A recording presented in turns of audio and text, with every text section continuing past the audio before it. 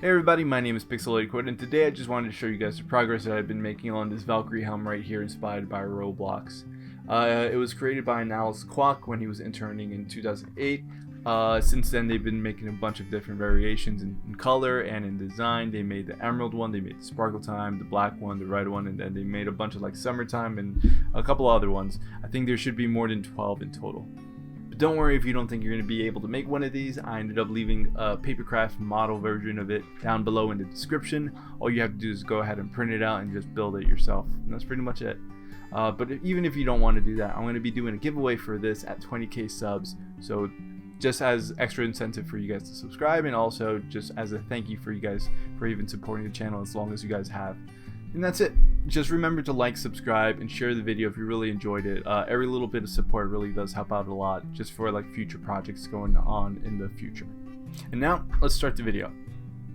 So like I mentioned earlier, there's so many Valkyries to choose from. I didn't know which one to pick. There's no way I would have been able to just pick one. So, you know, I just did the normal thing anyone else would do. I just made a few of them.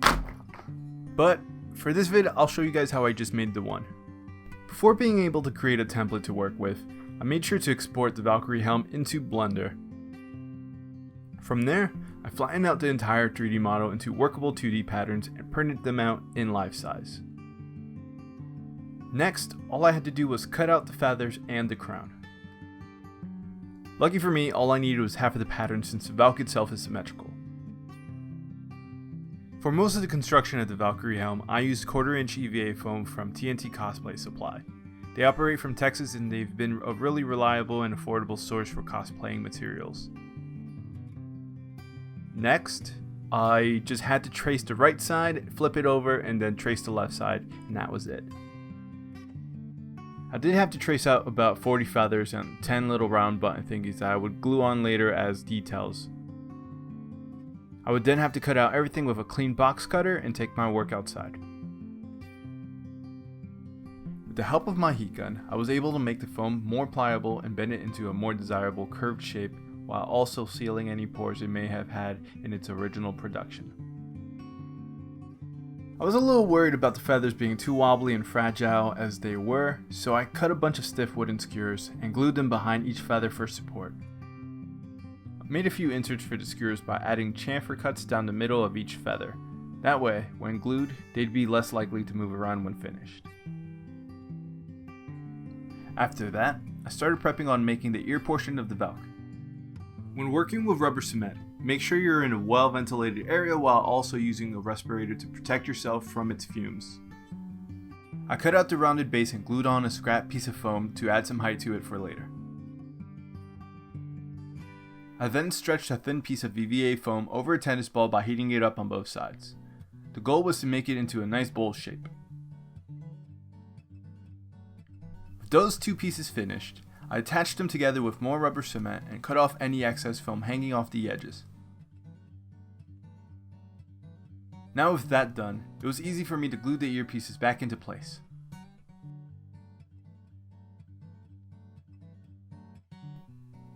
In order to keep the wooden skewers hidden, I had to create a backing for the Valk with some more scrap foam.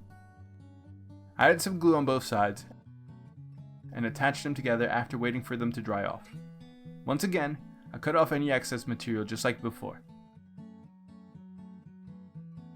Next, I added some contact cement to the seams and heated it up just for a few seconds. Once the pieces are dry, they can instantly be attached together. You might want to do this part with disposable vinyl gloves and very slowly because it will be a lot less work in the long run if the seams are level to one another.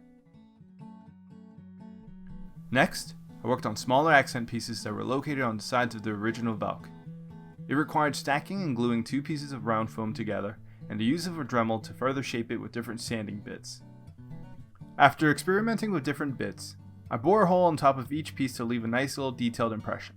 Also, I made sure to round off the edges of the same side.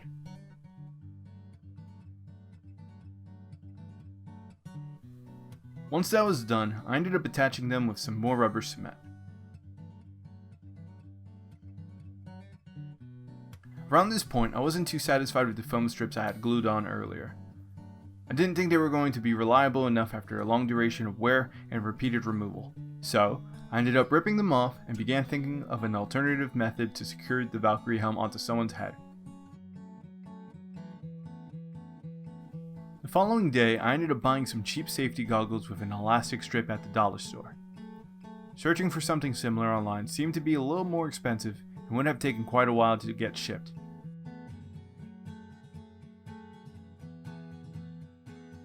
After removing the old foam strips, I had to figure out how much of the elastic had to hang away from the Valk so it could comfortably fit a person's head.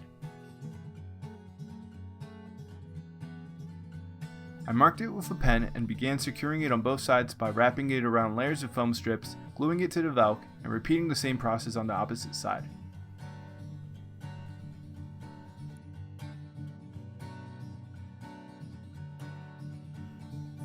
There were still a few uneven edges on different parts of the Valk that needed to be flattened out, so I gave it a quick pass with my Dremel again. I also had to fill in a couple holes left in the foam with quick seal silicone sealant. With just a little bit of water, you can spread and smooth it out with just your finger. Just be careful if the end result isn't to your liking when dried off. Sanding won't be of any use, and it'll just peel off if you try. And now, it's finally time to start prepping for painting. Acrylic paint won't adhere perfectly to EVA foam and will result in fast chipping of the paint. Instead, I had to first coat the foam with a couple layers of creature cast rubber. Creature cast is an extremely durable, long-lasting, and non-toxic liquid rubber. When dried and sanded, acrylic paint should stick onto it pretty well. So far so good, right? Alright, so now that the Valkyries are almost completed, they should be around like 75 to 80% done or something like that.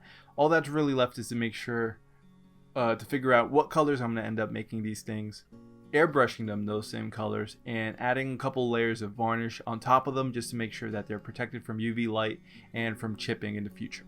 If you have any other questions, make sure to let me know down in the comment section. I'll try to help out as many people as I can. I also made sure to leave a link down below of all the materials and tools that I ended up using so far in the video. If you're not able to purchase any of these for whatever reason, don't worry. I ended up also leaving a black and white papercraft version of the Valkyrie helm, so you can pretty much print out and make on your own, as I mentioned before. As for the colored version of the papercraft Valkyrie helm, you should be able to redeem it soon along with a couple other items by gathering points and tuning into my live stream in the near future. And that's it, guys. Hopefully you guys enjoyed. I'll see you guys on the next one.